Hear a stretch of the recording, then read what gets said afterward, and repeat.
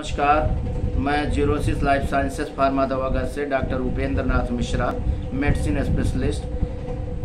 मैं आज आपको हार्ट अटैक के बारे में बताऊंगा, जिसको दिल का दौरा पड़ना बोलते हैं।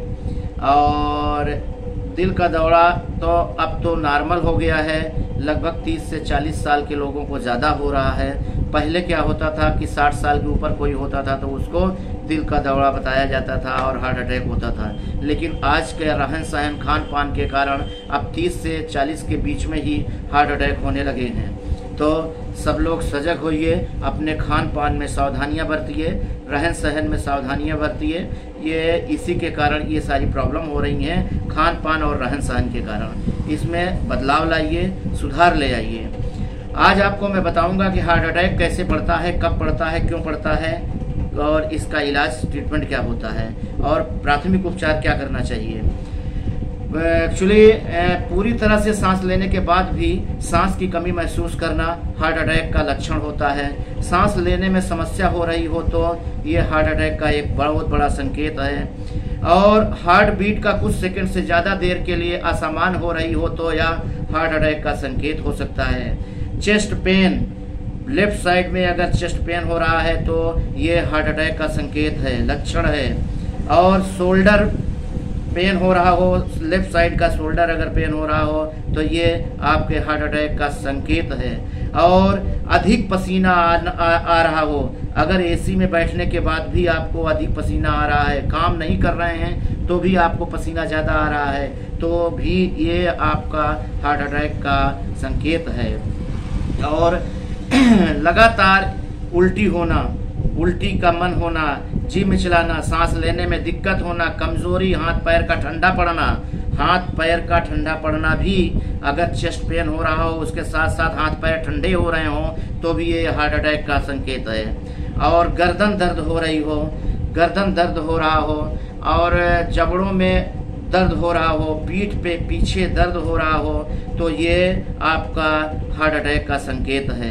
अच्छी खासी नींद के बाद, अच्छी खासी नींद लेने के बाद भी आपको आलस और थकान सा महसूस हो रहा हो तो ये भी आपका हार्ट अटैक का संकेत है।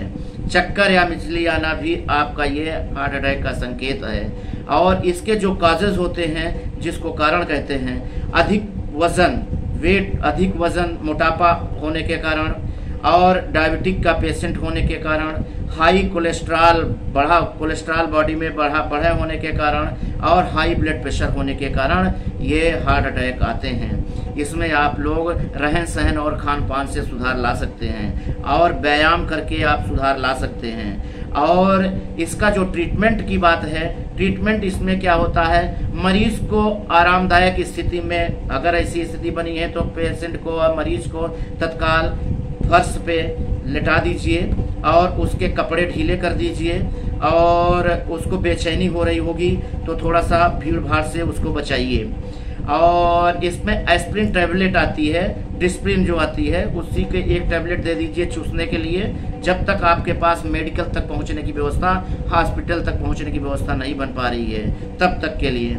और इसमें अगर ज़्यादा दिक्कत आ रही है तो CPR भी करने की ज़रूरत पड़ सकती है, जो कि CPR एक मेडिकल इमरजेंसी मेडिकल कंडीशन है, एक प्रक्रिया है जिसको चेस्ट पे 1 मिनट में चेस्ट के बीच भाग में दोनों हाथ से करके, इसके बारे में फिर बताऊंगा। चेस्ट पे आप दोनों हाथ को बैठ जाइए बगल में, इसके बाद इसको ऐसे करके 1 मिनट में 100 से 130 बार आप पंप करिए, पंपिंग करिए तेजी से, उससे भी हार्ट अटैक की कंडीशन कम हो सकती है। और यही 2-4 चीज़ें हैं इसमें जो हम आपको देखना है कि हार्ट अटैक वाले पेशेंट को तत्काल कपड़े ढीले कर दीजिए, फर्श पे लेटा दीजिए और उसको खुला जगह दीजिए और थोड़ा सा हवा पेट के पास ले जाइए।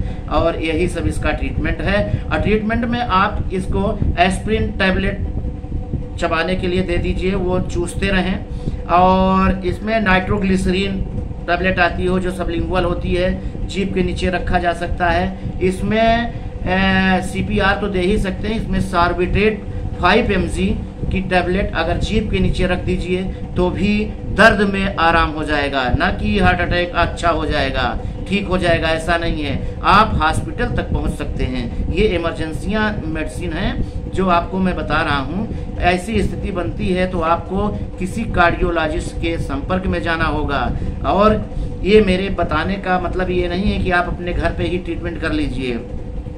ऐसी स्थिति बनती है तो आपको नॉर्मल बता रहा हूं कि इसका कैसे आप सजग होइए।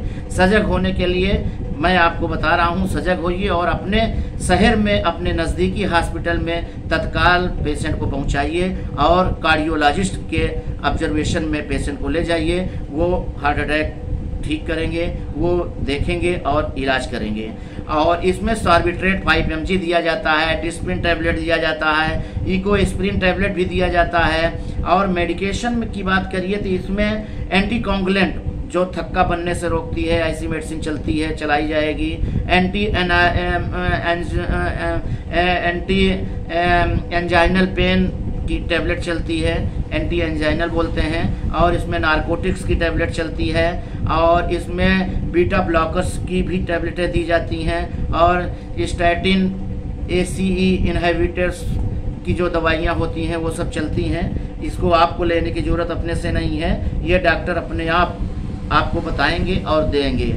तो इसलिए मैं आपको बताना चाह रहा हूं कि अगर ऐसी कोई प्रॉब्लम होती है तो पेशेंट को घबराइए नहीं, पेशेंट को सांत्वना दीजिए, पेशेंट को परेशान मत होने दीजिए। उसको बताइए कि आप ठीक हो जाएंगे और उसको बस केवल तत्काल ऐसी Sorbitrate tablet, Disprin, aspirin tablet देके आप तत्काल एम्बुलेंस के बुलाइए और अपने नज़दीकी कार्डियोलॉजिस्ट के यहाँ ले जाके एडमिट करिए और हार्ट अटैक से बच सकते हैं। बस सावधानी ही बरतना है और खान पान रहन सहन में अपने सावधानी लाइए, सजग होइए और व्यायाम करिए, एक्सरसाइज करिए। यही हार्ट अटैक का उपचार है।